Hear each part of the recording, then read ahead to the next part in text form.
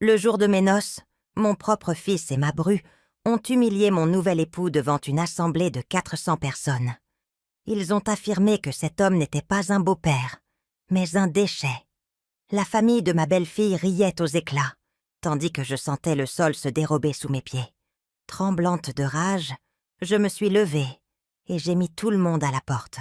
C'est à cet instant précis que mon mari m'a regardée avec une sérénité que je ne lui connaissais pas et a prononcé des mots qui ont bouleversé mon existence. « Mon amour, je suis milliardaire, mais laisse-moi t'expliquer comment j'en suis arrivée là, car la suite dépasse l'imagination. » Tout a débuté 3 heures plus tôt. Moi, Solange, à 61 ans, je me trouvais dans la salle de réception la plus somptueuse que j'ai jamais vue.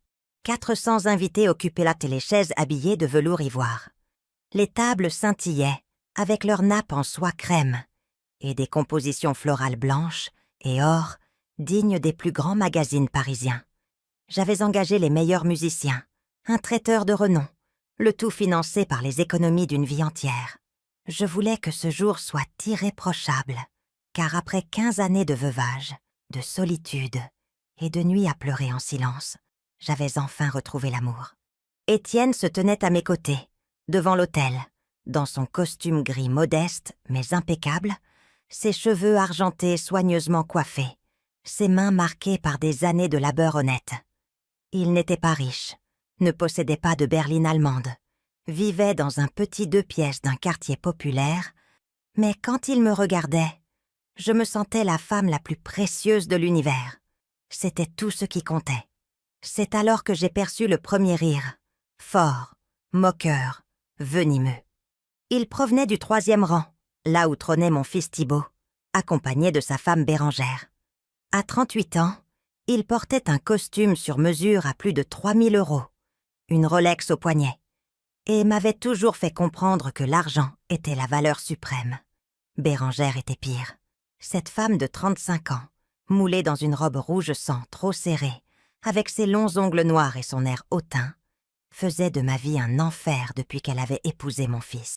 Elle venait d'une famille qui se prétendait de la haute bourgeoisie, bien que tout le monde sût que son père avait bâti sa fortune sur des affaires douteuses. « Regardez ça !» ai-je entendu Bérengère chuchoter à sa mère, assez fort pour que je l'entende. « La vieille épouse un clochard !» Sa mère, une femme corpulente croulant sous les faux bijoux, a pouffé en mettant la main devant sa bouche. Pauvre Solange, à son âge, elle ne peut rien trouver de mieux. J'ai senti mes joues s'enflammer, mais j'ai gardé les yeux rivés sur le prêtre. Étienne a pressé doucement ma main pour me rassurer, comme pour me dire que tout irait bien. Mais le cauchemar ne faisait que commencer. Le prêtre poursuivait la cérémonie, évoquant l'amour, le respect et l'union sacrée. Je tentais de me focaliser sur ces paroles, ce moment dont j'avais rêvé des mois durant.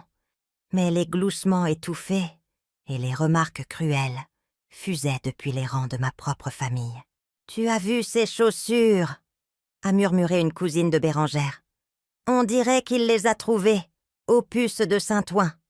Et ce costume ?» a renchéri une autre. « Mon jardinier a plus d'allure. » Toute la rangée de la belle famille riait sous cape, tels des hyènes attendant le moment propice pour attaquer. Je sentais mon cœur se briser en 1000 morceaux, mais Étienne restait digne, impassible, comme si rien de tout cela ne l'atteignait. Cela me donnait la force de tenir. Vint le moment des vœux. Quand Étienne a pris la parole, sa voix était assurée et empreinte d'une émotion sincère. « Solange, dès l'instant où je t'ai vue, j'ai su que tu étais celle avec qui je voulais finir mes jours. Je n'ai pas de richesse matérielle à t'offrir, mais je te donne mon cœur entier, ma loyauté éternelle et la promesse de te rendre heureuse chaque jour qu'il me reste à vivre. » Quelques personnes dans l'assemblée ont soupiré, émues. J'avais les larmes aux yeux, mais c'est alors que Thibaut a lâché un rire sarcastique, fort et clair, qui a résonné dans tout le salon. « C'est pathétique !» a lancé mon fils à voix haute, sans aucune vergogne. Il s'est levé, sa coupe de champagne à la main, titubant légèrement. Il buvait depuis le début de la cérémonie. « Sérieusement, maman, c'est lui que tu as choisi ? Ce vieux miséreux ?» Un silence de mort est tombé sur la salle. 400 personnes ont retenu leur souffle. Le prêtre s'est tu et m'a regardé avec inquiétude. Étienne a serré ma main plus fort, mais son visage restait calme, presque compatissant. « Thibaut, je t'en prie », ai-je tenté de dire, mais ma voix est sortie brisée, humiliée. « Non, maman, il faut bien que quelqu'un dise la vérité ici. » Thibaut s'est avancé dans l'allée centrale en gesticulant de manière théâtrale. « Tu as travaillé toute ta vie. Tu t'es sacrifié pour moi. Papa t'a laissé un bel héritage et voilà ce que tu en fais? Épouser un moins que rien qui n'en veut probablement qu'à ton argent ?» Bérengère s'est levée à son tour, un sourire malveillant aux lèvres. « Thibaut, t'as raison, Solange. Ce n'est pas un beau-père. C'est une ordure que tu as ramassée dans la rue. » Toute sa famille a éclaté de rire. Le père, la mère, les oncles, les cousins. Tous riaient, pointaient du doigt, sortaient leur téléphone pour filmer le moment. C'était comme s'ils étaient au cirque et que nous étions les clowns. Mais soudain, quelque chose s'est brisé en moi. Ce n'était pas de la tristesse, c'était de la fureur, une colère brûlante qui m'a envahi de la tête aux pieds. J'ai lâché la main d'Étienne et j'ai marché droit vers mon fils. « Tu sais quoi, Thibaut ?» Ma voix sonnait différemment, plus forte, plus ferme qu'elle ne l'avait été depuis des années. « Tu as raison sur un point. Quelqu'un doit dire la vérité ici. » Le silence dans ce salon était si épais qu'on aurait pu le couper au couteau. 400 personnes me fixaient, les yeux écarquillés, attendant de voir ce que ferait la pauvre Solange, humiliée. Mon fils Thibaut arborait ce sourire arrogant, celui qu'il avait enfant quand il pensait avoir gagné une dispute. Bérengère se tenait près de lui, bras croisés, avec cette expression de supériorité que je détestais tant. Sa famille continuait de ricaner, savourant le spectacle comme si c'était le meilleur divertissement de l'année. « La vérité, » ai-je répété, sentant chaque mot peser lourd, « c'est que j'ai passé 35 ans de ma vie mariée à ton père. 35 ans où j'ai travaillé 12 heures par jour à faire des ménages chez les autres pour que tu puisses aller dans les meilleures écoles privées. 35 ans où je me suis cassé le dos, abîmé les mains, sacrifié ma santé et ma jeunesse pour te donner tout ce dont tu avais besoin. » Thibaut t'a scié. Et pour une seconde, j'ai vu un éclair de malaise dans ses yeux, vite dissimulé par une nouvelle gorgée de champagne. « Ton père était un homme bien, » ai-je continué, les larmes montant, mais refusant de les laisser couler. « Mais quand il est mort il y a 15 ans, il m'a laissée seule, complètement seule. Tu sais combien de fois je suis venue chez toi pour demander que tu passes un peu de temps avec moi? Combien de fois je t'ai appelé en pleurant parce que la solitude me tuait? Maman, ne fais pas de drame, a dit Thibaut, mais sa voix sonnait moins assurée maintenant. Un drame? J'ai ri, mais c'était un rire amer, plein de douleur.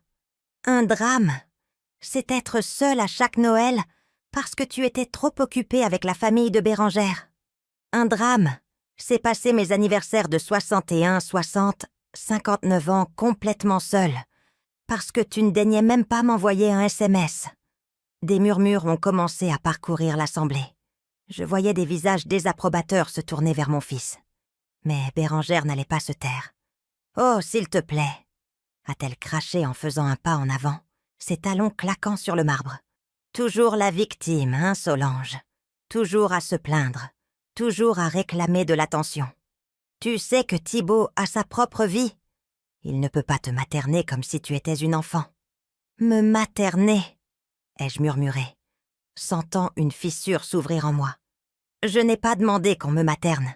J'ai juste demandé un peu d'amour, un peu de respect, un peu de l'affection que je lui ai donnée toute sa vie. » Étienne était toujours debout près de l'autel, observant la scène avec une expression sereine, mais attentive.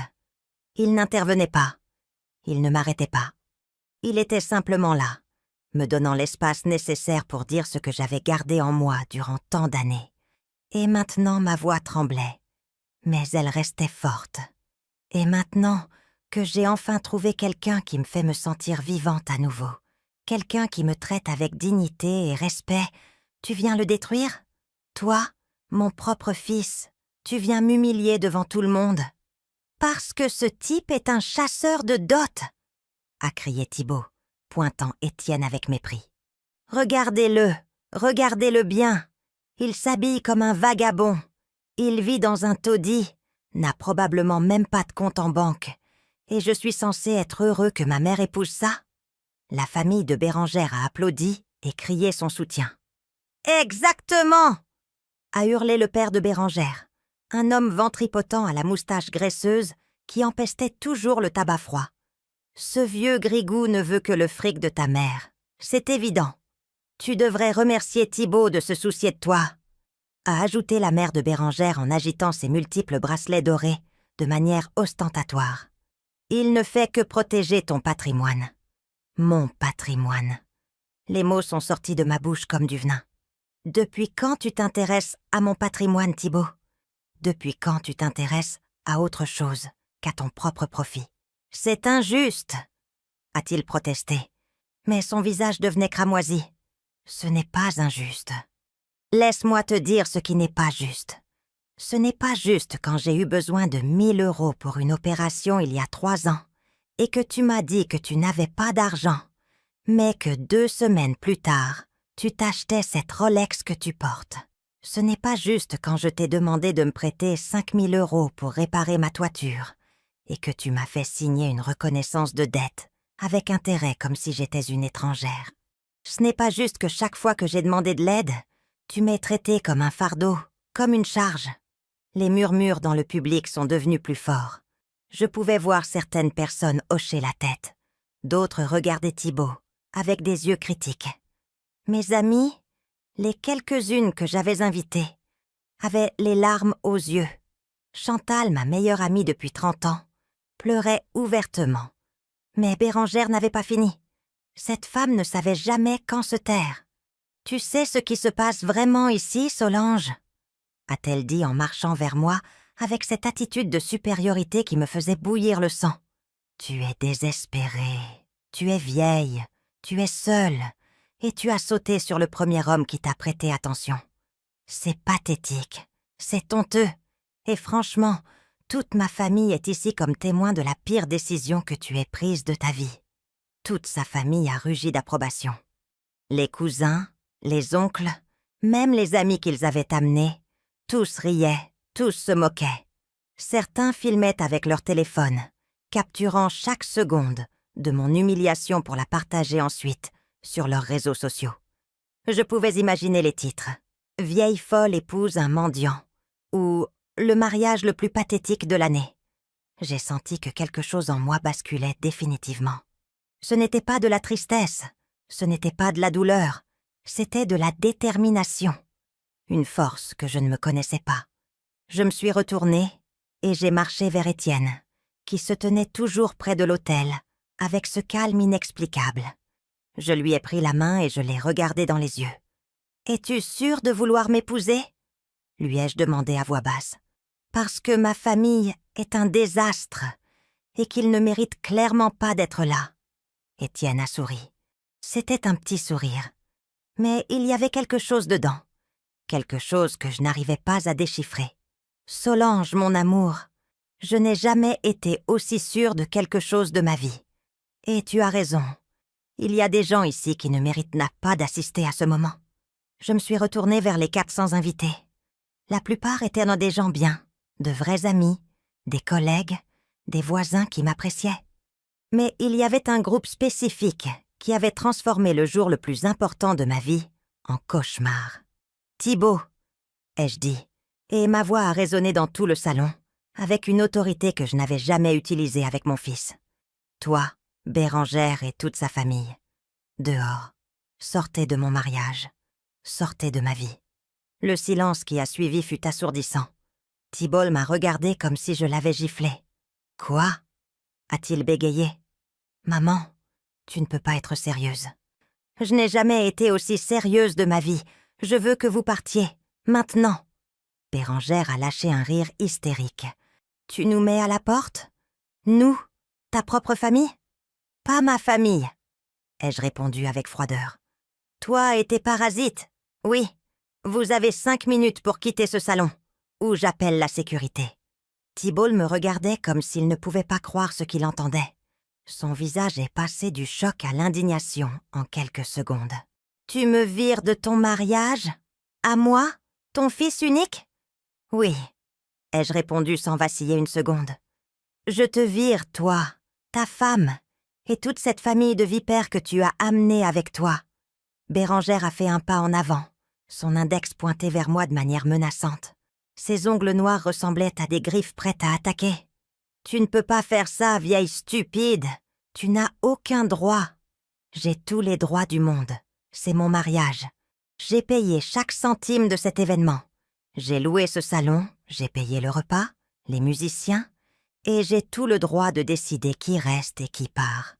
Et vous partez définitivement. » Le père de Bérengère s'est levé de son siège, son ventre dépassant de sa ceinture. « Pour qui tu te prends pour nous parler comme ça? Ma famille a de l'influence dans cette ville. On peut te détruire. Détruisez-moi alors, » ai-je dit, sentant une bravoure que je ne soupçonnais pas. Vous avez déjà gâché le plus beau jour de ma vie. Que pouvez-vous me faire de plus? La mère de Bérengère s'est levée aussi, faisant teinter tous ses bracelets dorés de manière scandaleuse. C'est une insulte, un manque de respect total. Nous sommes venus jusqu'ici pour soutenir ce mariage ridicule. Et voilà comment tu nous remercies? Soutenir? J'ai ri avec amertume. Vous appelez ça du soutien? Se moquer de mon mari, le traiter de déchet, l'humilier devant tout le monde? Ce n'est pas du soutien, c'est de la cruauté pure. L'un des cousins de Bérengère, un jeune type avec trop de gel dans les cheveux, a crié depuis sa table. « Ton mari est un déchet, tout le monde le sait. Regardez-le, on dirait un clochard que tu as ramassé dans la rue. » Plusieurs membres de sa famille ont ri et applaudi. Ils appréciaient ça. Ils prenaient vraiment plaisir à me détruire le jour de ma fête. Étienne a finalement pris la parole. Sa voix était calme, presque aimable, mais il y avait un ton de fermeté que je ne lui avais jamais entendu. « Jeune homme, vous ne me connaissez pas, vous ne savez rien de moi, et pourtant, vous vous sentez le droit de m'insulter. Qu'est-ce que cela dit de vous? » Le cousin s'est tu immédiatement, comme si quelque chose dans la voix d'Étienne l'avait désarmé. Mais Thibault n'allait pas abandonner si facilement. Il s'est approché de moi. Son haleine sentait l'alcool, et son visage était rouge de fureur. « Maman, si tu nous chasses maintenant, si tu fais ça, tu ne me reverras plus jamais. Tu ne reverras plus jamais tes petits-enfants. Je te le jure devant Dieu. » Ces mots m'ont frappé comme un coup de poing dans l'estomac. Mes petits-enfants, Léo, 6 ans, et Manon, 4 ans, je les aimais de tout mon cœur. L'idée de ne plus jamais les voir était dévastatrice. Mais alors j'ai regardé Étienne. J'ai regardé cet homme qui m'avait traité avec plus de respect et de dignité en 6 mois de relation que mon propre fils, ces 15 dernières années. Et j'ai su que je devais choisir. Je devais choisir mon propre bonheur pour une fois dans ma vie. « Si c'est ta décision, Thibault !» ai-je dit, la voix se brisant un peu. Mais je ne me suis pas arrêtée. « Alors qu'il en soit ainsi. Je ne vais plus te permettre de me manipuler. Je ne vais plus te permettre de m'utiliser comme ta banque personnelle tout en me traitant comme un déchet quand tu n'as pas besoin de moi. »« Tu es une égoïste !» a crié Bérengère. « Une vieille égoïste qui choisit un étranger plutôt que sa propre famille. »« Ce n'est pas un étranger, » ai-je répondu avec calme. « C'est l'homme que j'aime. Et si vous ne pouvez pas respecter ça, alors vous n'avez pas votre place dans ma vie. » Thibault l'a regardé avec tant de haine qu'il m'a presque fait reculer. « Tu vas le regretter. Quand ce vieux t'aura volé tout ce que tu as, quand il te laissera à la rue sans rien, ne viens pas pleurer à ma porte pour demander de l'aide. »« Ne t'inquiète pas, » ai-je dit, sentant les larmes rouler enfin sur mes joues. « Je ne le ferai pas. » L'atmosphère dans le salon était d'une tension absolue. Les autres invités observaient la scène avec un mélange d'horreur et de fascination. Certains de mes amis semblaient vouloir intervenir, mais restaient figés sans savoir quoi faire. Chantal, ma meilleure amie, s'est finalement levée. C'était une femme de 63 ans, aux cheveux blancs coupés courts et à la personnalité forte que j'avais toujours admirée. « Thibault, Bérengère, si vous avez une once de décence, partez tout de suite et laissez Solange tranquille. Ce que vous faites est cruel et impardonnable. Toi, la ferme, vieille mêle tout, a aboyé Bérengère. Ce n'est pas ton problème. C'est mon problème quand je vois ma meilleure amie se faire maltraiter par sa propre famille, a répondu Chantal avec fermeté. Et honnêtement, après avoir vu comment vous vous comportez, je comprends parfaitement pourquoi Solange préfère épouser Étienne. Il a plus de classe dans son petit doigt que vous tous réunis. Cela a encore plus enragé la famille de Bérengère. Ils ont commencé à crier tous en même temps, créant un chaos absolu. Des insultes volèrent dans les airs. Certaines personnes ont commencé à se lever de leur siège. Le salon, qui une demi-heure plus tôt était un lieu d'élégance et de célébration, ressemblait maintenant à un champ de bataille. « Ça suffit !» ai-je hurlé de toutes mes forces. Ma voix a résonné dans tout l'espace, réduisant tout le monde au silence instantanément. J'appelle la sécurité tout de suite, si vous ne partez pas volontairement. J'ai fait un signe au responsable de la salle, un homme grand et professionnel, qui avait observé tout cela depuis l'entrée. Il a hoché la tête et a commencé à marcher vers nous avec 2 agents de sécurité. « On n'a pas besoin qu'on nous mette dehors », a dit Thibault avec dédain. « On part de notre propre volonté. Cet endroit pue de toute façon. Et toi ?» Il m'a pointé du doigt. « Tu me dégoûtes. J'espère que tu seras heureuse de ta décision, parce que tu n'auras plus jamais de famille. La vraie famille ne traite pas les gens comme ça, » ai-je répondu. Et j'ai senti Étienne s'approcher de moi et me prendre la main, me donnant de la force. Bérengère a ramassé son sac de créateur, le même que je l'avais aidé à acheter l'année dernière, quand elle m'avait emprunté 3 000 € qu'elle ne m'a jamais rendus. « On se tire d'ici. Ce mariage est une blague de mauvais goût de toute façon. » Un par un, toute la famille de Bérengère a commencé à se lever. Ils étaient une vingtaine au total. Ils ramassaient leurs affaires avec des mouvements exagérés, faisant le plus de bruit possible, s'assurant que leur sortie soit aussi dramatique que leur comportement durant toute la cérémonie. « Ça ne va pas en rester là !» a crié le père de Bérengère en marchant vers la sortie. « Tout le monde en ville saura quel genre de femme tu es. »« Qu'il le sache !» ai-je dit avec un calme qui m'a surprise moi-même. « Je me fiche de ce qu'ils pensent désormais. » Tandis que la procession de personnes toxiques quittait le salon, certains poussant même des chaises et jetant des serviettes au sol en guise d'acte final de rébellion, le reste des invités demeurait dans un silence absolu. C'était comme si tout le monde retenait son souffle, attendant de voir ce qui se passerait ensuite. Thibault fut le dernier à partir. Il s'est arrêté à la porte, m'a regardé une dernière fois et a dit « Adieu, maman. J'espère que ta nouvelle vie avec ce loser vaut la peine de perdre ton fils unique. » Et il est parti. La porte s'est refermée derrière lui, avec un son final qui a résonné dans mon cœur, comme un claquement définitif. Je suis restée là, debout, au milieu du salon, tremblante. Je venais de mettre mon fils à la porte de mon mariage. Je venais potentiellement de briser ma relation avec lui, pour toujours. Je venais de perdre l'accès à mes petits-enfants, les seules créatures innocentes dans toute cette horrible situation. Les larmes coulaient librement sur mon visage. Mon maquillage était ruiné. Ma robe couleur champagne avait des taches de larmes. Le jour le plus heureux de ma vie s'était transformé en cauchemar absolu. C'est alors que j'ai senti les bras d'Étienne m'entourer.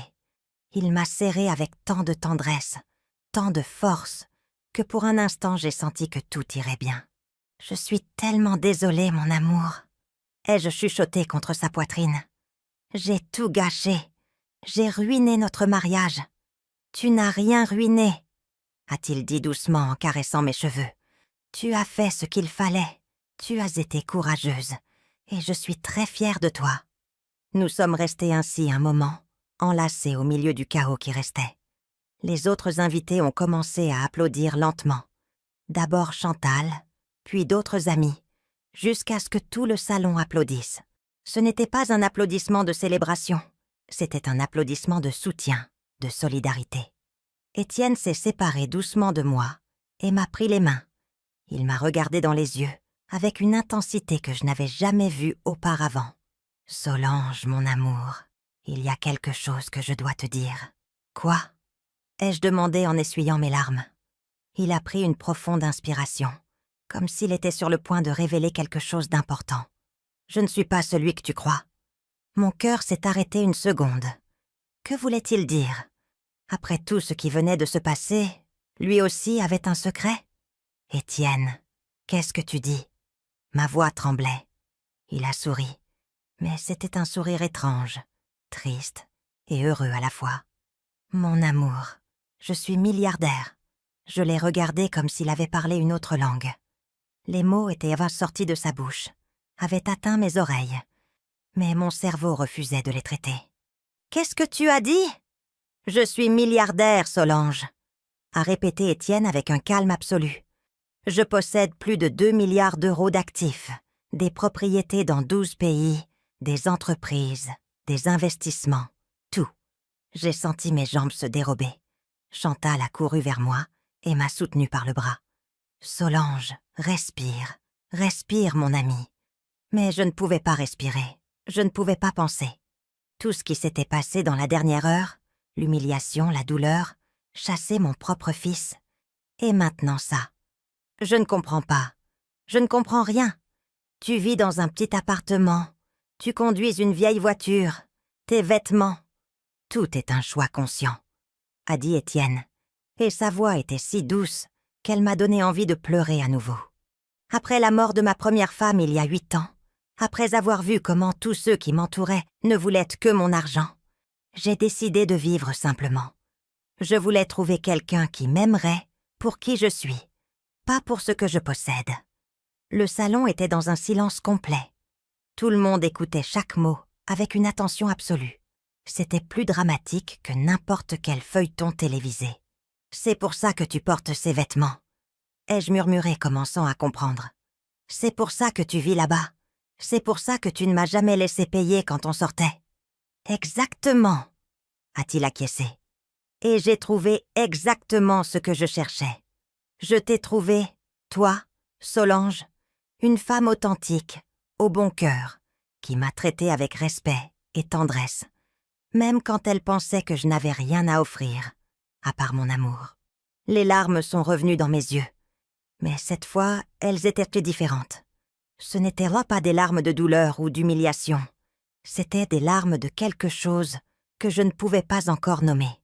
Pourquoi me le dire maintenant? Pourquoi ici, après tout ça? Étienne a regardé vers la porte par où Thibaut et Bérengère étaient sortis quelques minutes plus tôt. Parce que je voulais que tu vois qui ils sont vraiment.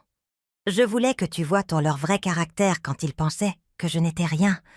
Et je voulais que tu prennes ta propre décision à leur sujet avant de savoir la vérité sur moi. Mon Dieu, ai-je chuchoté en portant les mains à mon visage. Mon fils vient d'insulter et d'humilier un milliardaire. Ton fils vient d'insulter et d'humilier l'homme que tu aimes, a corrigé Étienne doucement. L'argent ne devrait rien changer à cela. Il avait raison. Il avait tout à fait raison. Mais mon esprit continuait de tourner, traitant cette information impossible. 2 milliards d'euros. Comment? D'où? Étienne a souri, et pour la première fois j'ai vu une lueur de fierté dans ses yeux. J'ai commencé avec rien, comme toi. J'ai travaillé dans le bâtiment pendant 20 ans. J'ai économisé chaque centime. J'ai investi dans l'immobilier quand personne ne le faisait. J'ai acheté des terrains dont tout le monde disait qu'ils ne valaient rien. J'ai construit un empire brique par brique. Mais quand ma femme, ma bien-aimée Geneviève, est morte d'un cancer, tout cet argent n'a rien signifié. Je n'ai pas pu la sauver. Je n'ai pas pu la faire rester avec moi un jour de plus. Sa voix s'est brisée à la fin, et j'ai vu la douleur sincère dans ses yeux. Cet homme avait souffert, avait aimé et perdu, tout comme moi. Après sa mort, a-t-il continué, tous ceux qui m'entouraient ont changé. Mes amis ne m'appelaient que quand ils avaient besoin d'argent. Les femmes qui me cherchaient ne voyaient que des dollars. Ma propre belle famille a tenté de me faire un procès pour l'héritage. J'ai réalisé que l'argent avait empoisonné toutes mes relations. Alors j'ai décidé de disparaître des radars. J'ai gardé mes affaires Mais j'ai changé complètement mon mode de vie. Chantal était toujours à mes côtés à me soutenir. Mais même elle était bouche bée en écoutant cette histoire. Te rencontrer, Solange. Étienne a pris mes mains dans les siennes. C'était comme revivre. Tu m'as traité avec dignité. Tu m'écoutais quand je parlais. Tu riais de mes mauvaises blagues. Tu me cuisinais tes petits plats maison. Tu m'invitais chez toi sans te soucier que mes vêtements soient vieux ou que ma voiture soit rouillée. Tu m'as aimé pour qui je suis. Je ne sais pas quoi dire, ai-je bégayé. Mon monde avait été complètement retourné en moins de 2 heures. Tu n'as rien à dire maintenant, a-t-il dit en caressant ma joue avec tendresse. Je sais que c'est beaucoup d'informations. Je sais que tout cela est écrasant. Mais je voulais que tu le saches. Je voulais que tu saches que tu as pris la bonne décision, que défendre notre amour, défendre notre relation, en valait la peine. Soudain, tout a commencé à s'emboîter dans mon esprit, comme les pièces d'un puzzle. Les petits détails que j'avais remarqués, mais jamais questionnés. La façon dont Étienne semblait toujours si sûr de lui, la manière dont il parlait, affaires avec une connaissance profonde, les fois où il avait mentionné nonchalamment avoir voyagé à travers le monde, son éducation, son vocabulaire, sa manière de se comporter, tout prenait sens. Quelqu'un d'autre le savait ? Ai-je demandé. Quelqu'un savait la vérité sur toi ? Mon avocat, Maître Vasseur, a répondu Étienne. Il est ici aujourd'hui, au 12e rang. Il gère mes affaires depuis 8 ans. Je lui ai demandé de venir à notre mariage comme témoin. J'ai regardé vers le 12e rang et j'ai vu un homme distingué d'une 50aine d'années, vêtu d'un costume clairement onéreux, hocher la tête quand nos yeux se sont croisés. Il avait l'air de quelqu'un d'important. Comment ne l'avais-je pas remarqué avant ? Et qu'est-ce qui se passe maintenant ? Ai-je demandé, me sentant complètement perdu. Qu'est-ce que tout cela signifie pour nous ? Étienne m'a souri avec ce même amour que j'avais vu dans ses yeux depuis le premier jour de notre rencontre. Ça signifie que maintenant, nous pouvons commencer notre vie ensemble sans secret. Ça signifie que je peux te donner tout ce que tu mérites. Ça signifie que plus jamais, tu n'auras à t'inquiéter pour l'argent, pour ta sécurité, pour rien. Mais plus important que tout ça, il a serré mes mains plus fort. Ça signifie que j'ai trouvé quelqu'un qui m'aime vraiment, et ça vaut plus que tous les millions du monde. Les larmes coulaient sur mon visage librement. Maintenant, je ne pouvais plus les contrôler. C'était trop. L'émotion, le choc, la révélation, tout se mélangeait dans un tourbillon de sentiments que je ne pouvais pas traiter. Chantal m'a serré fort. Mon ami, je t'ai toujours dit que cet homme était spécial. Je l'ai toujours su. D'autres invités ont commencé à s'approcher, offrant des mots de soutien et de félicitations. Mais j'étais toujours en état de choc, essayant de traiter cette nouvelle réalité. Il y a autre chose que tu dois savoir, a dit Étienne doucement. L'argent que ton fils Thibault t'a prêté avec intérêt, les 5 000 €, je les ai déjà remboursés sans que tu le saches. J'ai déposé le montant complet sur son compte il y a 3 mois. Quoi ? Ma voix a sonné comme un cri aigu. Je ne voulais pas que tu aies cette dette sur les épaules, mais j'ai demandé à Maître Vasseur de le faire de manière anonyme. Je voulais voir si Thibault t'en parlerait, s'il te rendrait l'argent, ou s'il te dirait que la dette était effacée. Il ne t'a jamais rien dit, n'est-ce pas ? J'ai secoué la tête lentement, sentant une nouvelle vague de trahison me frapper. Il ne m'a jamais rien dit. En fait, il y a 2 semaines, il m'a appelé pour me demander quand j'allais le payer. Étienne a soupiré tristement. Je l'imaginais. C'est pour ça que j'avais besoin que tu vois son vrai caractère avant de nous marier. J'avais besoin que tu saches exactement à qui tu avais affaire. Alors, tout a pris sens. L'épreuve, tout avait été une épreuve. Pas pour moi, mais pour révéler la vraie nature des gens autour de moi. Et tous avaient échoué de manière spectaculaire. Mon fils, ai-je chuchoté, sentant mon cœur se briser encore une fois.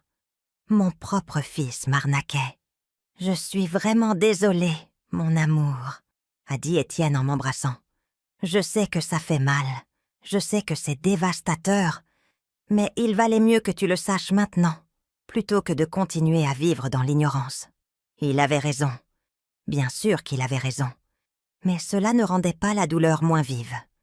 Mon fils unique, le bébé que j'avais porté dans mon ventre pendant 9 mois, l'enfant que j'avais élevé avec tant d'amour et de sacrifice, me volait, me mentait, m'utilisait, et aujourd'hui, à mon mariage, il avait montré son vrai visage. « Qu'est-ce qu'on fait maintenant ?» ai-je demandé, me sentant complètement épuisée. Étienne m'a regardé dans les yeux avec détermination. « Maintenant, on continue notre mariage. Maintenant, on se marie entouré des gens qui nous aiment vraiment et nous soutiennent. Et après, on commence notre nouvelle vie ensemble. » Le prêtre, qui était resté silencieux pendant tout le drame, s'est approché de nous avec une expression de compassion sincère. C'était un homme âgé d'environ 70 ans, avec des décennies d'expérience dans les mariages. Mais même pour lui, celui-ci avait été extraordinaire. « Souhaitez-vous poursuivre la cérémonie ?» a-t-il demandé doucement. J'ai regardé Étienne. J'ai regardé le salon rempli de personnes qui avaient été témoins de mon humiliation et de ma défense. J'ai regardé Chantal, qui me souriait les larmes aux yeux, et j'ai su la réponse. « Oui », ai-je dit d'une voix ferme. « Oui, nous voulons continuer. » Les minutes suivantes furent un tourbillon d'émotions. Le prêtre a repris la cérémonie là où nous l'avions laissée. Cette fois, il n'y a pas eu d'interruption, pas de rire cruel, pas de commentaires blessants. Il n'y avait que de l'amour, du soutien et une énergie complètement différente dans l'air. Quand Étienne a glissé l'anneau à mon doigt, j'ai senti comme si je commençais une vie complètement nouvelle. Et quand ils m'ont déclaré sa femme, le salon a éclaté en applaudissements sincères et chaleureux. J'ai embrassé mon mari, et à ce moment-là, toute la douleur des dernières heures s'est évanouie momentanément. J'étais heureuse. J'étais mariée à l'amour de ma vie, et rien d'autre ne comptait à cet instant. La réception fut magnifique. Sans la présence toxique de Thibaut, Bérengère et leur famille, l'ambiance s'est transformée complètement. Les gens dansaient, riaient, célébraient avec une vraie joie. Mes amis s'approchaient constamment pour me féliciter et me dire à quel point j'avais été courageuse. Certains ont même admis qu'ils avaient toujours pensé que Thibaut me traitait mal, mais n'avaient jamais osé me le dire. Pendant le dîner, Étienne s'est levé et a demandé l'attention de tous. Le salon est devenu silencieux. « Je veux remercier tous ceux qui sont restés aujourd'hui, » a-t-il commencé, sa voix résonnant avec une autorité naturelle. « Vous avez été témoins de quelque chose de très difficile, mais aussi de très important. Vous avez vu une femme incroyable défendre sa dignité et son droit au bonheur. Et je veux que vous sachiez que je suis honorée d'être son mari. » Les applaudissements ont rempli le salon. Étienne a poursuivi. « Je veux aussi éclaircir quelque chose. Certains d'entre vous ont entendu ma confession il y a un instant, et je sais que beaucoup ont des questions. Alors laissez-moi être tout à fait transparent. Je suis le fondateur et propriétaire du groupe Horizon Construction, l'une des plus grandes entreprises de développement immobilier en Europe. Il y eut un halètement collectif. Horizon Construction était légendaire. Ils avaient ça construit certains des bâtiments les plus emblématiques de la région. Des hôtels de luxe, des centres commerciaux, des complexes résidentiels. J'avais moi-même nettoyé certains de ces immeubles quand je travaillais dans le service de nettoyage. La raison pour laquelle je ne l'ai jamais mentionné, a continué Étienne, c'est parce qu'après avoir perdu ma première femme, j'ai réalisé que l'argent attirait les mauvaises personnes. Je voulais trouver le véritable amour, pas l'intérêt, et je l'ai trouvé en Solange. Cette femme m'a aimée quand elle pensait que j'étais un simple retraité ouvrier. Elle m'a donné son cœur sans rien attendre en retour, et ça, mes amis, c'est inestimable. Il m'a pris la main et m'a levé pour que je sois à ses côtés. Alors maintenant, je veux lui promettre devant vous tous que je dédierai le reste de ma vie à la rendre heureuse, à lui donner tout ce qu'elle mérite et à la protéger de quiconque essaierait de lui faire du mal. L'ovation fut assourdissante. Chantal pleurait ouvertement. D'autres amis s'embrassaient, émus. C'était comme si tous partageaient mon bonheur d'une manière profonde et authentique. Mais au milieu de toute cette joie, mon esprit revenait sans cesse à une image.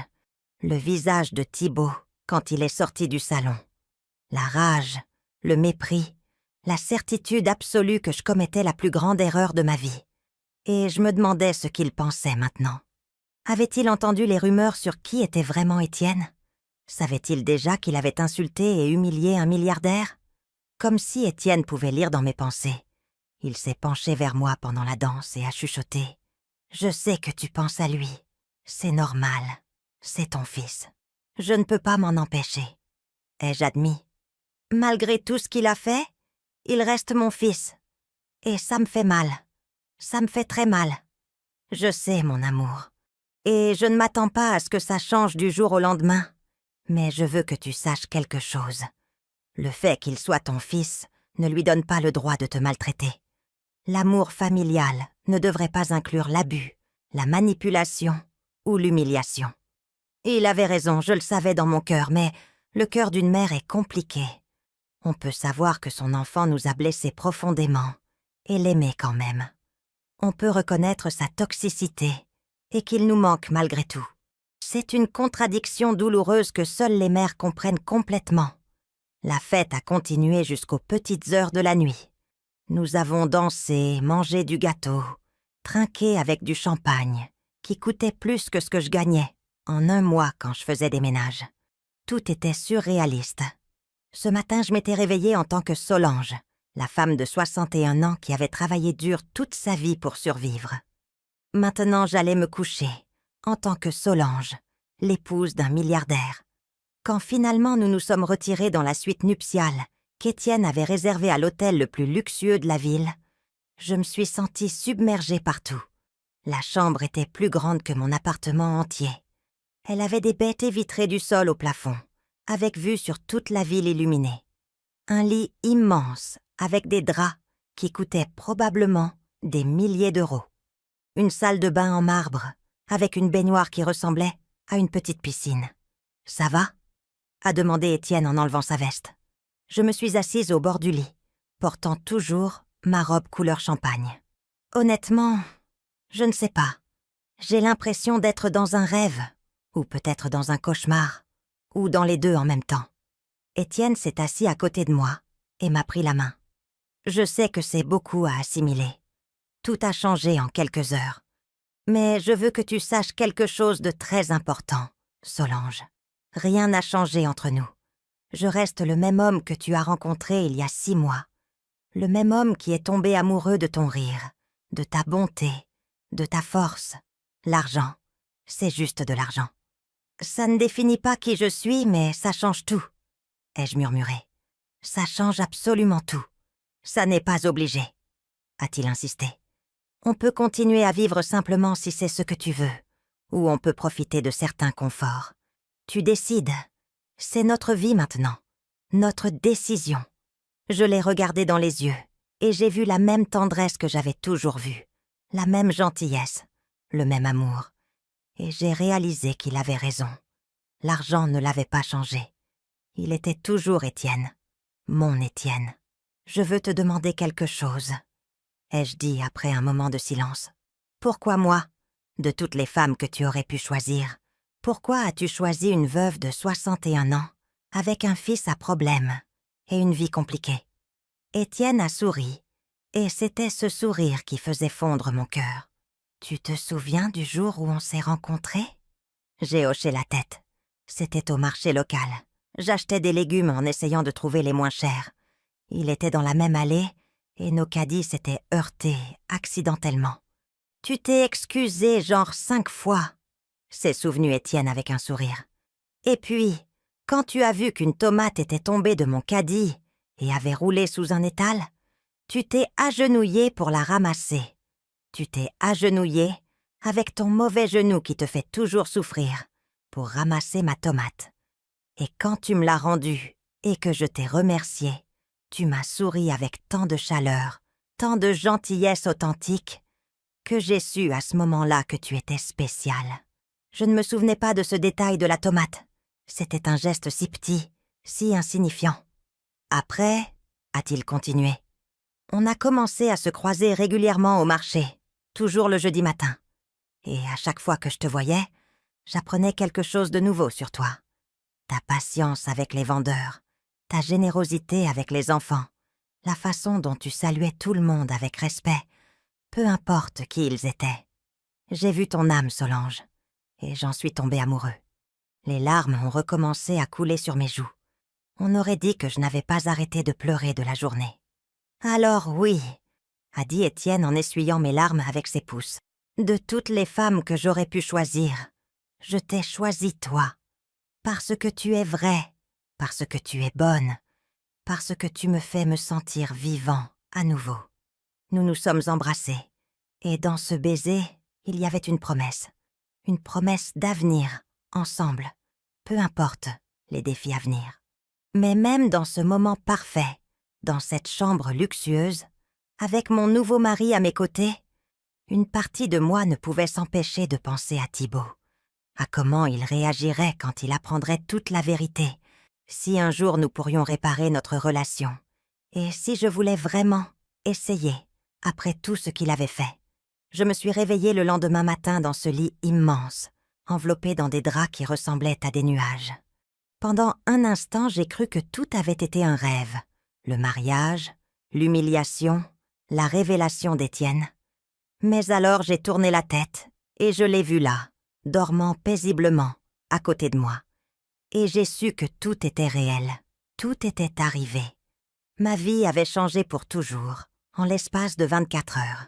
Je me suis levée avec précaution pour ne pas le réveiller, et j'ai marché vers les fenêtres géantes. La ville s'étendait sous nous, baignée dans la lumière dorée de l'aube. De cette hauteur, tout semblait si petit, si insignifiant. Et je me suis demandé si c'était comme ça qu'Étienne voyait le monde, depuis sa position de pouvoir et de richesse. « Bonjour, mon amour. » J'ai entendu sa voix derrière moi. Je me suis retournée, et je l'ai vu assis, sur le lit, les cheveux en bataille, et un sourire doux sur le visage. « Bonjour ?» ai-je répondu, sentant un mélange de bonheur et d'anxiété.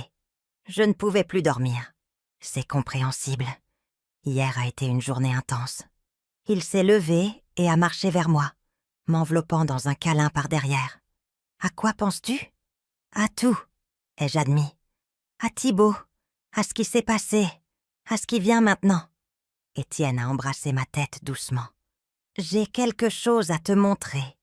Quelque chose qui, je crois, t'aidera à mieux comprendre qui je suis et ce que signifie notre nouvelle vie ensemble. » Une demi-heure plus tard, nous étions dans un hélicoptère privé. Un hélicoptère! Jamais de ma vie je n'avais imaginé que je volerais dans un tel engin. Étienne maniait les commandes, avec la facilité de quelqu'un qui l'avait fait 1000 fois auparavant.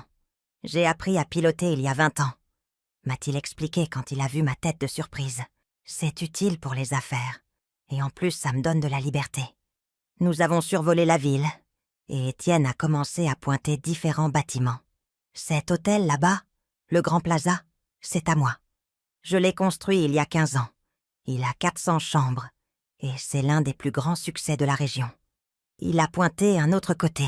« Ce centre commercial, les Galeries du Soleil, c'est aussi à moi. Et ces 3 immeubles d'appartements là-bas, et ce complexe industriel près du port. » À chaque bâtiment qu'il pointait, mon incrédulité grandissait. Il n'était pas seulement riche, il possédait des parts significatives de la ville où j'avais vécu toute ma vie. J'avais nettoyé des sols dans certains de ces bâtiments sans jamais savoir qui était leur vrai propriétaire. Tu vois cet hôpital ? Il a pointé vers un bâtiment moderne, avec une croix rouge sur le toit. Je l'ai fait don il y a 5 ans. Ma femme Geneviève est morte d'un cancer, et le système de santé publique manquait de ressources. Alors j'ai construit un hôpital entier, dédié au traitement oncologique gratuit pour les personnes à faible revenu. Cette information m'a frappé comme un coup de poing. « Gratuit ? Complètement gratuit », a-t-il confirmé. Personne ne devrait mourir parce qu'il ne peut pas payer son traitement. Geneviève avait accès aux meilleurs médecins du monde, et pourtant nous n'avons pas pu la sauver. Mais au moins, je peux aider d'autres qui n'ont même pas cette chance. J'ai commencé à voir Étienne sous une lumière complètement différente. Ce n'était pas seulement un homme riche, C'était un homme qui utilisait sa richesse pour faire le bien, pour aider les autres, pour construire quelque chose de significatif. « J'ai aussi des fondations », a-t-il continué, alors que nous atterrissions sur le toit d'un bâtiment impressionnant. Une pour des bourses d'études, une autre pour le logement social et une autre pour les entrepreneurs qui ont besoin d'un capital de départ mais ne peuvent pas accéder aux prêts bancaires. Nous sommes descendus de l'hélicoptère et sommes entrés dans le bâtiment. C'était le siège de Horizon Construction. Les bureaux étaient élégants, mais pas ostentatoires. Il y avait des employés travaillant dans des espaces ouverts et lumineux. Tous saluaient Étienne avec un respect sincère, pas avec la peur servile que j'avais vue dans d'autres endroits où les patrons étaient torrents. « Je veux te présenter quelqu'un », a dit Étienne en me guidant vers un grand bureau au dernier étage. À l'intérieur se trouvait Maître Vasseur, l'avocat qu'il avait mentionné au mariage. C'était un homme distingué aux cheveux argentés et à la présence imposante. « Madame Solange », m'a-t-il salué avec une légère révérence. « C'est un honneur de vous rencontrer enfin comme il se doit. Étienne m'a beaucoup parlé de vous ces 6 derniers chez moi. »« Vraiment ?» ai-je demandé surprise. « Bien sûr », a souri Maître Vasseur. Il me disait constamment qu'il avait trouvé quelqu'un de spécial, quelqu'un d'authentique. Et après ce dont j'ai été témoin hier au mariage, je peux confirmer qu'il avait raison. Étienne nous a indiqué de nous asseoir. Maître montrait à Solange les documents que nous avons préparés. Maître Vasseur a ouvert une pochette en cuir et a sorti plusieurs papiers. « Madame, votre mari a préparé quelques documents importants. Premièrement, il a ajouté votre nom à tous ses comptes bancaires principaux. Vous avez un accès complet à tous ces fonds. » Ma bouche s'est ouverte. « Quoi ? Non, je ne peux pas accepter ça. On s'est mariés hier à peine. »« Tu es ma femme, » a dit Étienne fermement. « Ce qui est à moi est à toi. C'est aussi simple que ça. » De plus, a continué l'avocat, il a transféré la propriété de 3 biens immobiliers à votre nom. Une villa sur la Côte d'Azur, un appartement à Paris et un domaine à la campagne. Il a aussi établi un fonds d'investissement à votre nom, avec une valeur initiale de 50 millions d'euros. Je me suis sentie étourdie. 50 millions d'euros pour moi. Une femme qui avait passé la majeure partie de sa vie à s'inquiéter de comment payer le loyer chaque mois. « Étienne, c'est trop !» ai-je protesté. « Je ne peux pas. »« Si, tu peux » m'a-t-il interrompu gentiment. « Et il y a plus. J'ai aussi établi des fonds fiduciaires pour tes petits-enfants. Léo et Manon auront chacun 10 millions d'euros disponibles quand ils auront 25 ans, destinés spécifiquement à leur éducation, au lancement d'une entreprise ou ce qu'ils choisiront de faire de leur vie. » Les larmes ont commencé à couler sur mon visage. Mes petits-enfants. Malgré tout ce que Thibault avait fait, Étienne pensait à l'avenir de mes petits-enfants. Pourquoi ? C'était tout ce que je pouvais dire. « Parce qu'ils sont innocents », a répondu Étienne. « Parce qu'ils ne sont pas responsables des actions de leurs parents et parce qu'ils sont ton sang, Solange. Ils sont importants pour toi. Donc, ils sont importants pour moi. » Maître Vasseur a continué à expliquer plus de détails. Il y avait des assurances vie, des investissements diversifiés, des propriétés commerciales. La quantité d'argent était si astronomique que mon cerveau ne pouvait tout simplement pas la traiter. « Aussi, » a dit Étienne après que l'avocat eut terminé, « je veux que tu saches que tu as une liberté totale sur la façon dont tu veux vivre ta vie. Si tu veux continuer à vivre simplement, nous pouvons le faire. Si tu veux voyager autour du monde, nous le ferons. Si tu veux te consacrer à des causes caritatives, je te soutiendrai complètement. C'est ta vie maintenant, Solange. Tu décides comment tu veux la vivre. » Nous avons passé le reste de la journée à parcourir les installations de son entreprise. J'ai rencontré des directeurs, des architectes, des ingénieurs. Tous parlèrent d'Étienne avec une admiration sincère. Ce n'était pas seulement un patron, c'était un leader qui se souciait de ses gens. Il avait créé des programmes de formation, des avantages généreux, de vraies opportunités de croissance. « Ma philosophie a toujours été simple », m'a-t-il expliqué alors que nous déjeunions dans un restaurant exclusif au dernier étage. Si tu prends soin de tes gens prennent soin de ton entreprise. Beaucoup de mes employés sont avec moi depuis plus de 20 ans. Je les ai vus grandir, fonder des familles, atteindre leurs rêves, et ça me rend plus heureux que n'importe quelle quantité d'argent. L'après-midi, quand nous sommes retournés à la suite de l'hôtel, je me sentais complètement submergée. J'avais vu et appris tellement en une seule journée. Ma perspective, surtout, avait changé radicalement. « Comment tu assimiles tout ça ?» a demandé Étienne alors que nous nous asseyions sur le balcon avec un verre de vin. « Honnêtement, je ne sais pas, » ai-je admis. Une partie de moi continue de sentir que je vais me réveiller et que tout sera un rêve. Une autre partie de moi se sent coupable. Coupable ? Pourquoi ?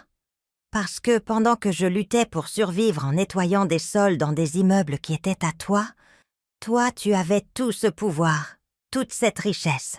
Ça semble, je ne sais pas, disproportionné.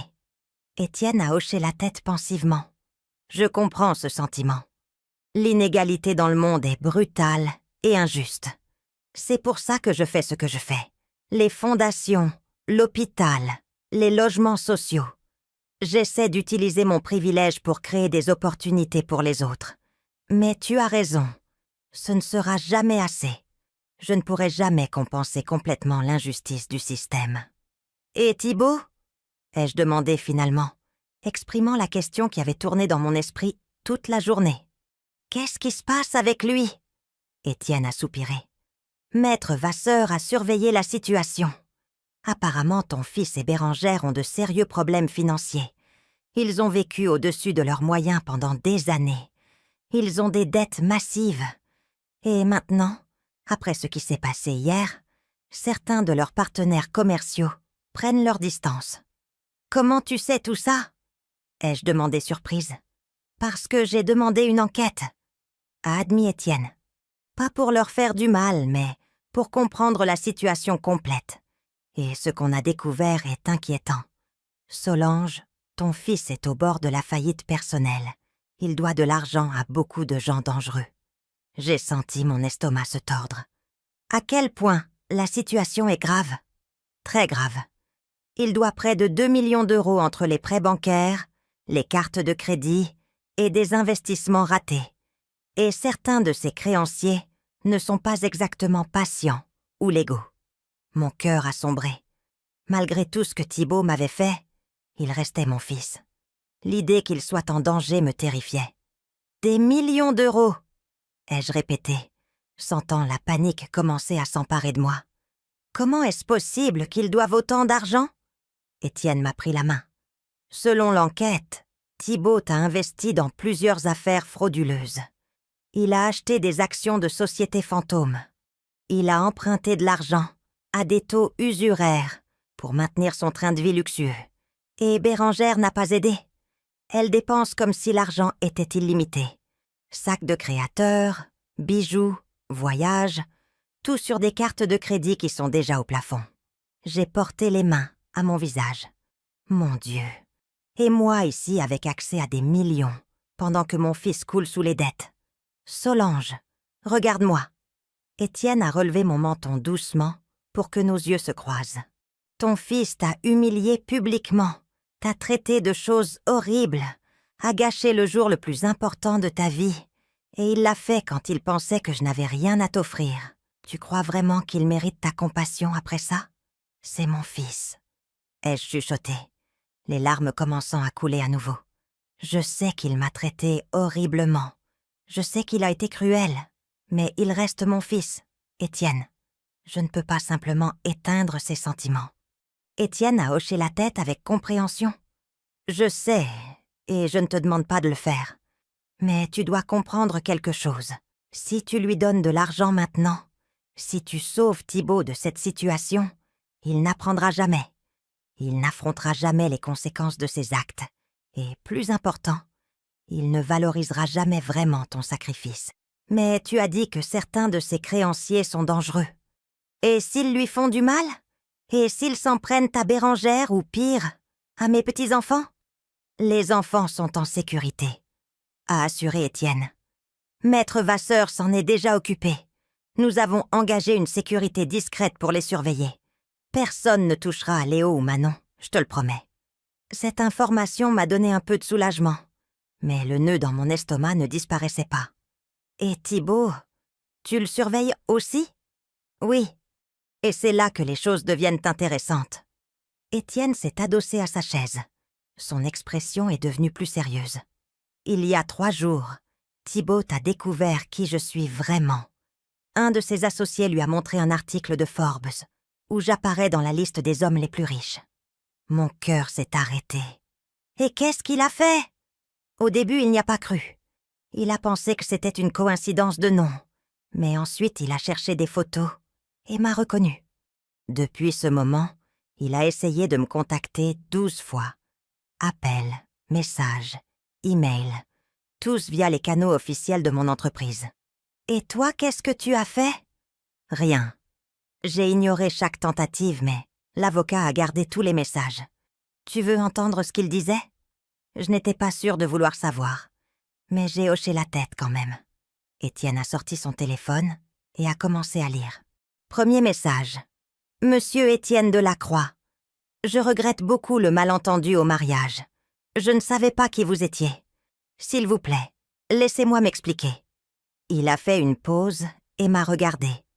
Tu notes comme il dit qu'il regrette le malentendu, pas ses actions, comme si le problème était qu'il ne savait pas que j'étais riche. Il a continué à lire. Deuxième message. Monsieur, je suis Thibaut, le fils de Solange. J'ai besoin de vous parler urgemment d'une affaire commerciale. J'ai une proposition qui pourrait être mutuellement bénéfique. Étienne a lâché un rire amer. Il ne mentionne même pas sa mère. Il va direct demander des faveurs. Troisième message. A-t-il continué de lire. Celui-ci a été envoyé hier soir.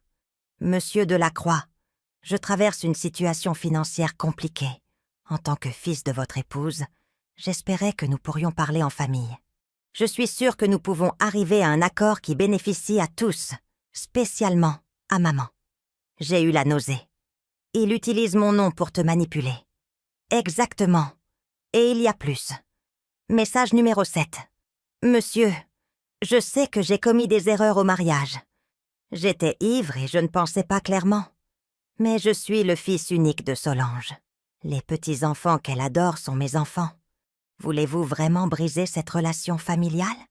Je peux la rendre heureuse si vous m'aidez à résoudre mes problèmes actuels. C'est du chantage affectif, ai-je dit, sentant la rage commencer à remplacer l'inquiétude. Absolument. Et le message le plus récent envoyé ce matin. Étienne, j'ai besoin de 500 000 € d'ici la fin de la semaine, ou je serai dans de sérieux problèmes. En tant que mari de ma mère, tu as l'obligation morale d'aider sa famille. Je promets de tout rendre avec intérêt. Je compte sur ta compréhension. Je suis restée silencieuse un long moment, traitant tout ce que je venais d'entendre. Mon fils n'avait pas appelé pour s'excuser auprès de moi. Il n'avait pas essayé de réparer notre relation. Il n'avait montré aucune trace de regret sincère. Il voulait juste de l'argent. Il essayait juste d'utiliser mon mariage pour résoudre ses propres problèmes financiers. « Qu'est-ce que tu penses faire ?» ai-je demandé finalement. « La question est, qu'est-ce que toi tu veux que je fasse ?» a répondu Étienne. « Tu es sa mère. Tu es ma femme. Cette décision t'affecte autant que moi. » Je me suis levée et j'ai marché vers le bord du balcon, regardant la ville qui s'étendait sous nous. Quelque part là-bas, mon fils était désespéré, effrayé, planifiant probablement son prochain mouvement. Une partie de moi, cette partie maternelle qui ne disparaît jamais, peu importe à quel point on te blesse, voulait courir le sauver. Je voulais lui donner l'argent et résoudre tous ses problèmes. Mais une autre partie de moi, la partie qui avait été humiliée devant 400 personnes, la partie qui avait été utilisée et manipulée pendant des années, la partie qui avait finalement trouvé la force de défendre sa dignité, savait que ce serait une erreur. « Ne lui donne pas l'argent », ai-je dit finalement, ma voix plus ferme que je ne l'espérais. « Non, pas encore, pas comme ça. » Étienne s'est approché de moi et m'a enlacée par derrière. « Tu es sûre ?»« Non, ai-je admis, mais je sais que c'est la bonne chose à faire. Si on lui donne l'argent maintenant, sans qu'il y ait de conséquences réelles pour ses actes, on ne fera qu'alimenter son comportement. Il a besoin de toucher le fond. Il a besoin de comprendre qu'il ne peut pas traiter les gens comme ça et s'en sortir. C'est une décision courageuse, a dit Étienne en embrassant ma tête. C'est une décision douloureuse, ai-je corrigé, mais nécessaire. Les jours suivants furent des montagnes russes émotionnelles. Étienne et moi sommes partis en lune de miel sur une île privée dans les Caraïbes, qui, bien sûr, lui appartenait. C'était un paradis avec des plages de sable blanc, des eaux cristallines et une intimité absolue. J'ai essayé de me détendre, de profiter de ce temps avec mon nouveau mari, mais mon esprit revenait sans cesse à Thibaut. Maître Vasseur nous tenait informés de la situation. Les créanciers de Thibaut commençaient à mettre la pression. Ils avaient saisi sa voiture de luxe, gelé ses comptes bancaires. La maison où il vivait avec Bérangère et les enfants était en procédure de saisie. « Et Bérangère ?» ai-je demandé durant une des mises qu'à jour par appel vidéo. « Elle a abandonné Thibaut il y a 2 jours, » a informé l'avocat avec son ton professionnel habituel. Elle est partie vivre chez ses parents et a emmené les enfants. Elle a déposé les papiers du divorce hier matin. J'ai senti une pointe de douleur pour Thibaut, malgré tout. Être abandonné par sa femme, perdre ses enfants, affronter la ruine financière, tout en même temps. C'était dévastateur. « Et comment va-t-il ?»« Pas bien », a admis Maître Vasseur. « Nos contacts disent qu'il boit beaucoup. Il ne mange pas correctement. Il a essayé de contacter plusieurs de ses anciens amis et associés, mais tous lui ont tourné le dos maintenant qu'ils savent qu'il est fauché. Comme c'est pratique, ai-je murmuré avec amertume. Il y a autre chose, a continué l'avocat. Thibaut a essayé de vendre son histoire aux médias. Il a appelé plusieurs journaux et émissions télévisées, en offrant une exclusivité sur comment sa mère s'est mariée avec un milliardaire et l'a abandonné dans son moment de besoin. « Quoi ?» ai-je crié, sentant la rage m'envahir. « Ne t'inquiète pas !» Étienne a pris ma main. « Notre équipe de relations publiques a déjà géré ça. Aucun média respectable ne touchera à cette histoire, surtout après qu'on leur a montré les vidéos du mariage, où ils t'humilient publiquement. »« Il y a des vidéos ?» ai-je demandé surprise. Bien sûr, plusieurs invités ont tout filmé. Et avec ta permission, nous les avons utilisés stratégiquement pour protéger ta réputation. Si Thibaut essaie de te peindre comme la méchante, nous avons des preuves claires de qui a vraiment mal agi. Je me suis assise en silence, absorbant toute cette information. Mon fils était tombé si bas qu'il essayait de me vendre aux médias. Il essayait d'utiliser mon bonheur, ma nouvelle vie, comme un moyen de gagner de l'argent et de se victimiser. Je crois, ai-je dit lentement, que j'ai besoin de le voir. Étienne m'a regardé avec inquiétude. « Tu es sûr que c'est une bonne idée ? » ?»« Non, mais j'ai besoin de le faire.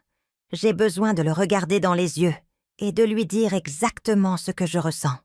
J'ai besoin de cette conclusion. » 3 jours plus tard, je me tenais devant un immeuble d'appartements délabré dans une banlieue défavorisée. C'était une zone que je connaissais bien. J'avais vécu dans des endroits similaires pendant des années quand Thibaut était petit. L'odeur d'humidité et de poubelle emplissait l'air.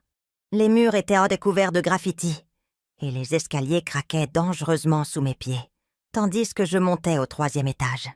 Étienne avait insisté pour m'accompagner, mais je lui avais demandé d'attendre dans la voiture avec les gardes du corps, qui faisaient désormais apparemment partie de ma vie. C'était quelque chose que je devais faire seule. J'ai frappé à la porte de l'appartement numéro 32. J'ai entendu des pas traînants de l'autre côté, et puis la porte s'est ouverte lentement. Ce que j'ai vu m'a brisé le cœur malgré tout. Thibaut avait l'air terrible. Il avait une barbe de plusieurs jours, des cernes profonds. Ses vêtements étaient froissés et tachés. L'appartement derrière lui était minuscule et en désordre, avec des bouteilles d'alcool vides éparpillées partout. Ce n'était pas l'homme arrogant et bien habillé qui m'avait humilié à mon mariage. C'était un homme détruit. « Maman !»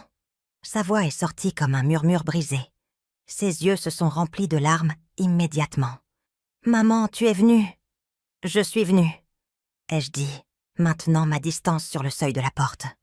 Je n'allais pas entrer, je n'allais pas lui faciliter les choses. S'il te plaît, entre. Je sais que l'endroit est horrible, mais... A-t-il commencé? Je ne vais pas entrer, Thibaut. Je suis venue te dire certaines choses, et ensuite, je partirai. Son visage s'est décomposé. Maman, s'il te plaît, j'ai besoin de te parler. J'ai besoin de t'expliquer. Tout a été un cauchemar. Bérangère m'a laissée, elle a emmené les enfants. J'ai tout perdu. Et qu'est-ce que tu espérais? Ma voix a sonné plus dur que je ne le voulais. Mais il y avait tant de douleur accumulée que je ne pouvais pas la contenir. Tu espérais qu'après m'avoir humiliée publiquement, avoir traité mon mari de déchet, avoir essayé de ruiner le jour le plus important de ma vie, tout continuerait simplement comme avant? J'étais saoule. A-t-il tenté de s'excuser? Je ne savais pas ce que je disais. Si j'avais su qui était Étienne vraiment... Voilà, je l'ai interrompu, sentant la rage grandir dans ma poitrine. Voilà la vérité. Si tu avais su qu'Étienne était milliardaire, tu m'aurais traité différemment. Si tu avais su qu'il avait de l'argent, tu l'aurais respecté. Mais comme tu pensais qu'il était pauvre, qu'il ne valait rien, tu t'es senti le droit de nous traiter comme des ordures. Non, maman, ce n'est pas ça, a-t-il bégayé. Mais nous savions tous les deux que c'était exactement ça. Si, ça l'est, Thibaut.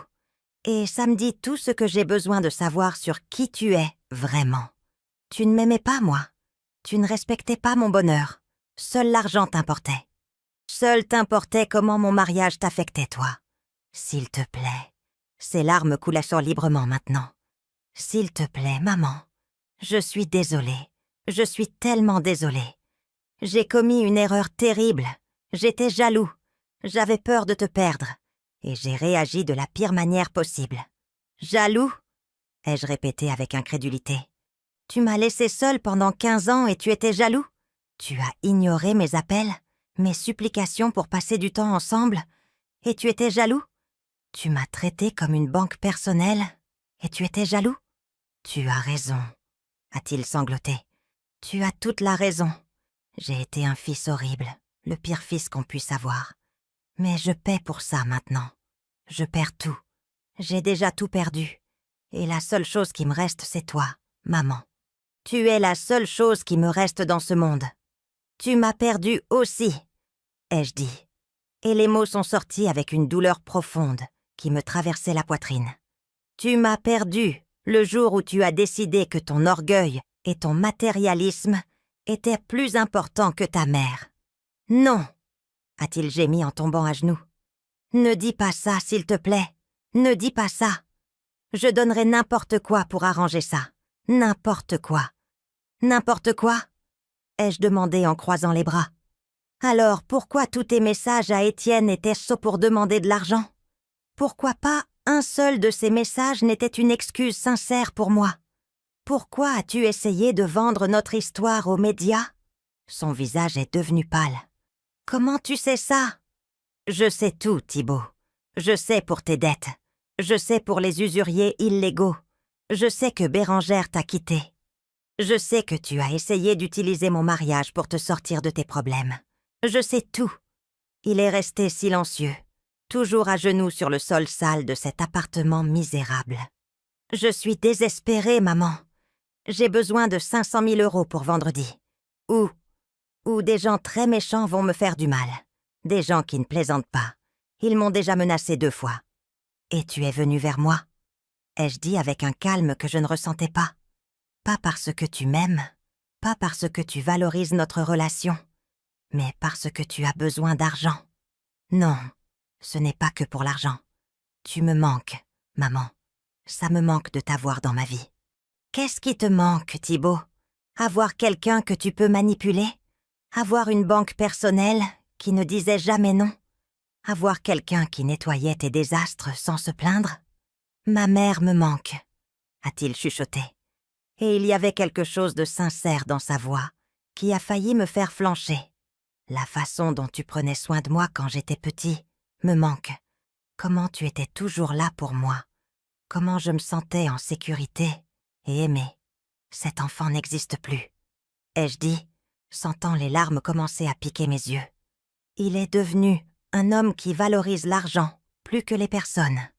Un homme qui a épousé une femme toxique et a permis qu'elle empoisonne notre relation.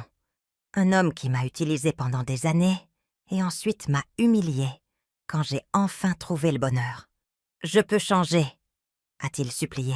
« Donne-moi une chance, juste une chance de plus, et je te promets que je serai différent. » Combien de chances je t'ai déjà donné, Thibaut? Combien de fois je t'ai prêté de l'argent que tu n'as jamais rendu? Combien de fois j'ai pardonné que tu annules nos plans? Combien de fois j'ai ravalé ma douleur quand tu me traitais comme si j'étais invisible? Et qu'est-ce que tu as fait de toutes ces chances? Il n'avait pas de réponse. Il restait juste là, à genoux, à pleurer comme un enfant. « Je vais te dire quelque chose. » ai-je continué, ma voix tremblante mais ferme. Étienne voulait t'aider. Quand il a appris tes problèmes financiers, son premier instinct a été de tout payer. 500 000 €, ce n'est rien pour lui. Il pourrait faire ce chèque maintenant et ne même pas le remarquer sur son compte en banque. Les yeux de Thibaut se sont illuminés d'espoir. Il ferait vraiment ça? Il le ferait, ai-je confirmé. Mais je lui ai dit non. L'espoir sur son visage s'est transformé en choc. Quoi? Quoi? Pourquoi? Parce que si je te sauve maintenant, tu n'apprendras jamais. Tu ne comprendras jamais la valeur réelle des choses. Tu ne valoriseras jamais les personnes au-dessus de l'argent. Tu resteras le même homme superficiel et matérialiste qui m'a traité comme un déchet. Mais maman, ils vont me faire du mal. Ces hommes ne joueront pas. Ils m'ont menacé de mort. Je sais, ai-je dit, et mon cœur se brisait en disant les mots suivants. Et ça me terrifie parce que malgré tout ce que tu m'as fait, tu restes mon fils, et je ne veux pas qu'il t'arrive quelque chose de mal. Mais je ne peux pas non plus continuer à être ton éternelle sauveuse. Je ne peux pas continuer à être la personne qui arrange tous tes problèmes pendant que toi, tu n'affrontes jamais les conséquences de tes actions. Alors, qu'est-ce que je suis censée faire? A-t-il crié, la voix pleine de désespoir. Juste attendre qu'il me tue? Tu vas faire ce que n'importe quel adulte responsable ferait, ai-je répondu. Tu vas aller à la police. Tu vas dénoncer les usuriers illégaux. Tu vas demander protection. Et tu vas commencer à reconstruire ta vie depuis zéro, de la bonne manière. Cette fois, la police ne peut rien faire contre ces gens. Ils sont trop puissants. Ils ont trop de connexions. Alors, je vais te donner quelque chose de mieux que de l'argent, ai-je dit en sortant une carte de visite de mon sac. C'était celle de l'avocat. C'est l'avocat d'Étienne.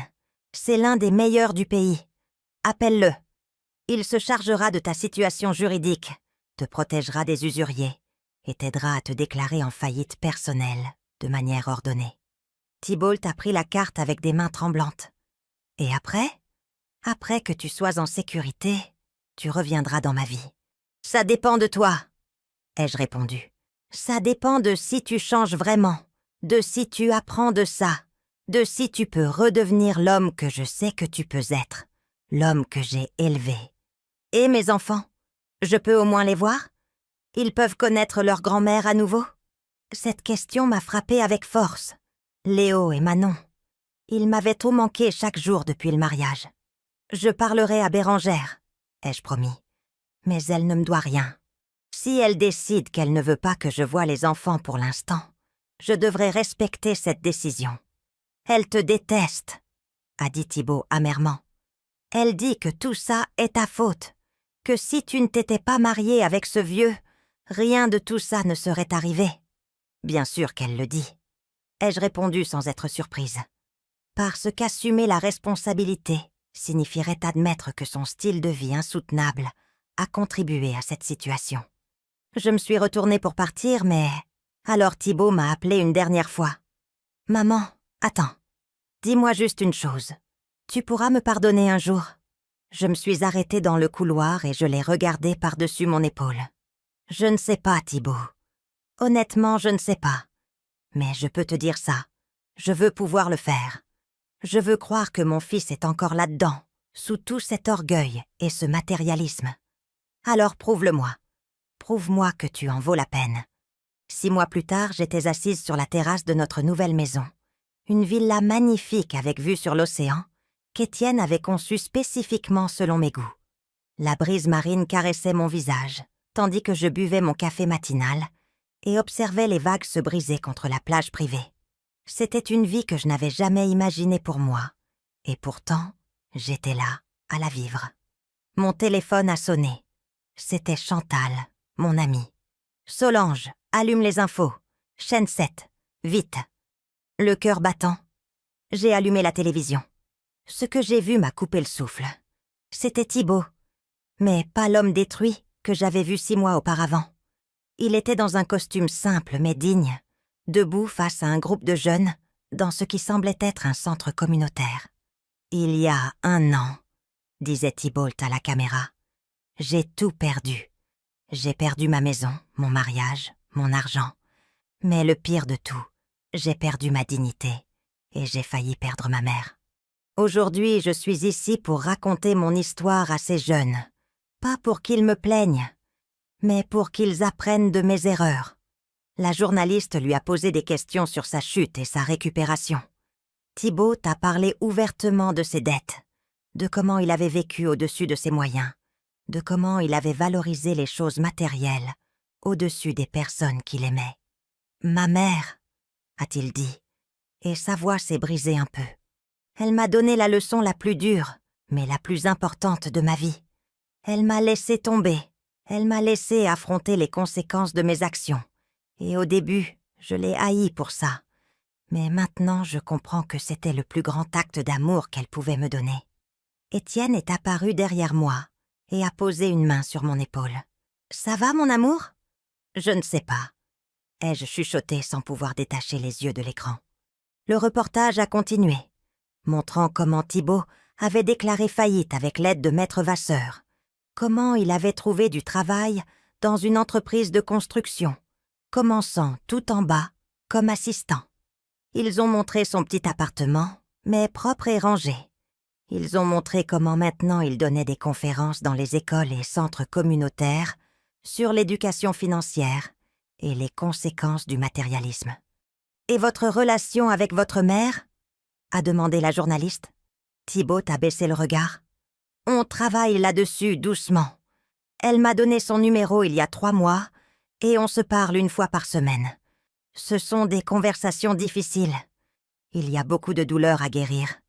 Mais pour la première fois depuis des années, je sens qu'on est honnête l'un envers l'autre. » C'était vrai. Après qu'il ait appelé l'avocat ce jour-là dans son appartement, les choses avaient commencé à changer graduellement. Maître Vasseur avait géré sa situation juridique brillamment, arrivant à des accords avec les créanciers et protégeant Thibault de toute violence. La faillite avait été humiliante pour lui, mais nécessaire. 2 mois après notre rencontre, Thibault m'avait envoyé une lettre. Pas un SMS, pas un email, mais une lettre manuscrite de 10 pages. Dedans, il détaillait tout son regret, son arrogance, son matérialisme, comment il avait permis à Bérengère d'empoisonner notre relation. Mais le plus important, il s'excusait. Il ne demandait rien, ne mentionnait pas l'argent. Il s'excusait juste profondément et sincèrement. Cette lettre m'avait fait pleurer pendant des heures. Étienne m'avait soutenue pendant que je traitais tous ces sentiments compliqués. Je lui avais donné mon numéro de téléphone 1 semaine après. Notre première conversation avait été maladroite, inconfortable, pleine de longs silences. Mais nous avions continué. Chaque semaine sans faute, nous parlions pendant 30 minutes. « Et ses enfants ?» a continué la journaliste à la télévision. « C'est en cours !» a répondu Thibault. « Bérengère et moi sommes en médiation parentale.